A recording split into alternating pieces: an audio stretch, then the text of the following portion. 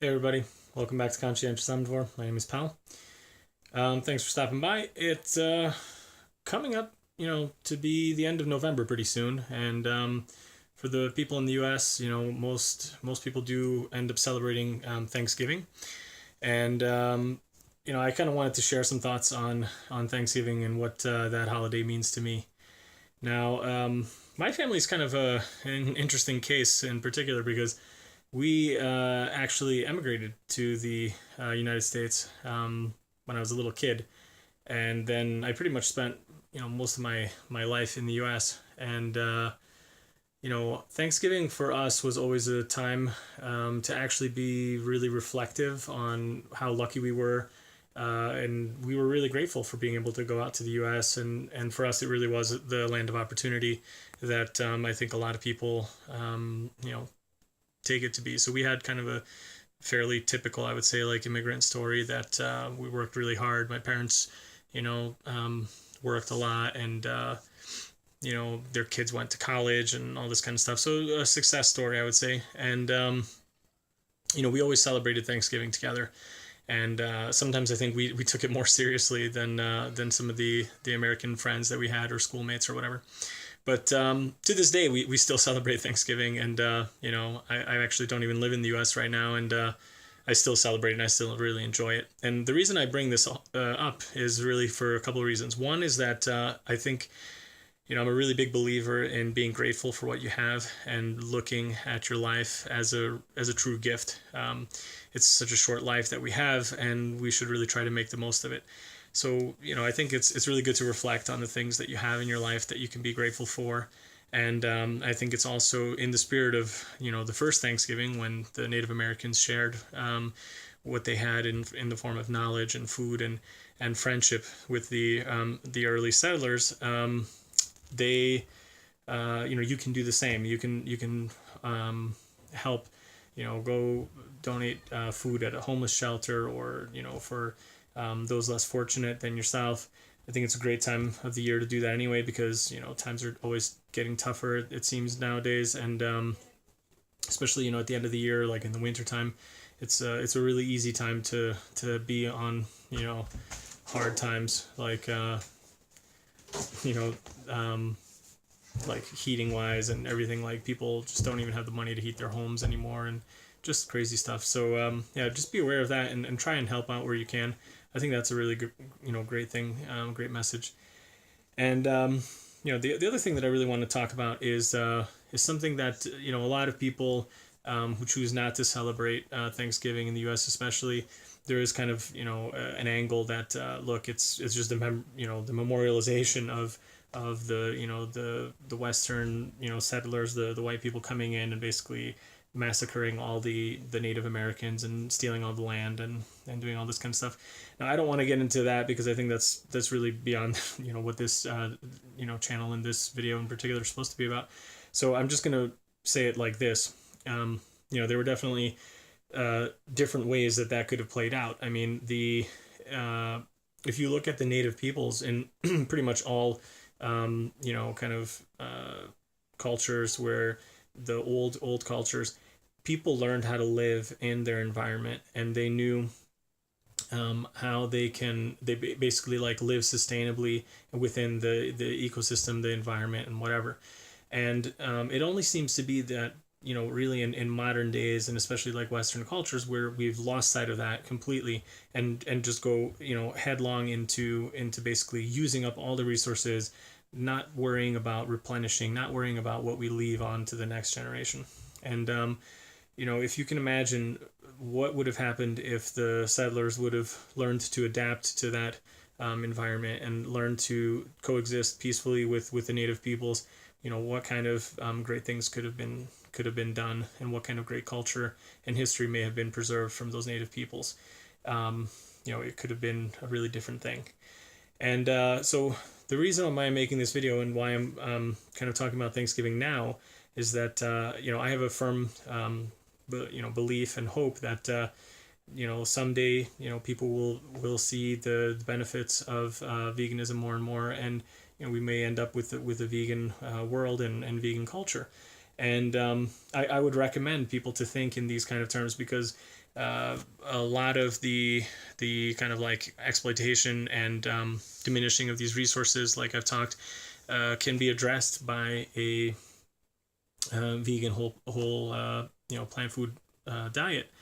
And that's kind of one of my hopes, is that for Thanksgiving this year, I'm asking everybody that I know at least consider making a vegan meal for Thanksgiving. I know this, for a lot of families, this would be a really big stretch and a really tough time to think, like, a Thanksgiving with no turkey, or no drumsticks, or whatever you want to think is your favorite thing about the meal. But I think it's definitely doable. It's very easy to do. You can really get vegan versions of everything you want nowadays. And if you think about, what I think of is some of the best things about Thanksgiving dinner, a lot of those things are vegan already, or are very easy to make vegan. So, I posted on this channel my pumpkin pie, sweet potato pie, recipe. There's millions of them online. I love, like veggie roasts. You can think of all sorts of desserts, cranberry sauce, etc., that are already vegan. There's great, meat substitutes that you can make for your, turkey replacement. And I think, in the spirit of remembering how that could have played out, think of the devastation that we're causing the environment. Think of the animals that are being, killed needlessly for our taste pleasures, really, because as I've shown in many of my other videos and talked about previously, it's not even necessary, but it's beyond that. It's not necessary. It's not even good for us. It's not good for your health to eat animal products. It's actually harmful to you, and you'd be far better off without them. So I think, bear those things in mind. Try to start thinking now how you can plan a vegan Thanksgiving. I'm going to actually be posting some, more videos about some meal ideas and things that you can do to swap things out. And, I think at the very least, try and think about it. And if you want to do some baby steps, maybe just think of one part of the meal that you can make vegan. Just think about it, and maybe you can start from there, and just get your family to start thinking about these kinds of things, and see if you can get your friends in on it. So just think about this, check it out.